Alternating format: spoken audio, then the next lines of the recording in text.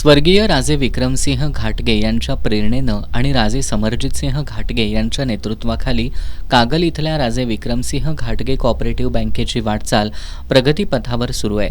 14 शाखांच्या माध्यमातून बँकेनं ही कामगिरी साधली आहे.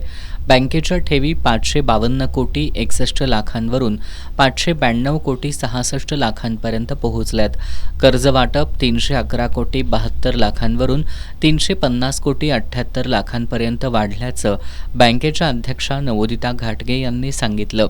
बँकेचा निव्वळ नफा 2 कोटी 81 लाखांवरून 3 कोटी 21 लाखांपर्यंत वाढला असून गुंतवणूक 260 कोटी 47 लाखांवर पोहोचली आहे. NPA प्रमाण 3.40% कमी होऊन 2.89% खाली आले. बँकेनं अण्णासाहेब पाटील महामंडळ आणि इतर योजनांअंतर्गत 1824 युवकांना 183 कोटी रुपयांचं कर्ज वितरित केलंय. या कामगिरीमुळे राज्यातील नागरी बँकांमध्ये बँकेनं पहिला क्रमांक मिळवलाय. महिलांच्या आर्थिक सक्षमीकरणासाठी राजमाता जिजाऊ महिला बचत गट योजना तसंच कर्जदारांच्या सुरक्षेसाठी विमा सुविधा सुरू करण्यात आली आहे. येत्या आर्थिक वर्षात 1000 कोटींचा व्यवसाय गाठण्याचं तसंच सांगली आणि सातारा जिल्ह्यात शाखा विस्तार करण्याचं बँकेचं उद्दिष्ट आहे.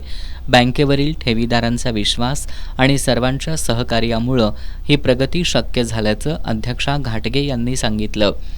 पत्रकार बैठकीला बँकेचे उपाध्यक्ष रवींद्र घोरपडे, मुख्य कार्यकारी अधिकारी अरुण पाटील यांच्यासह सर्व संचालक उपस्थित होते.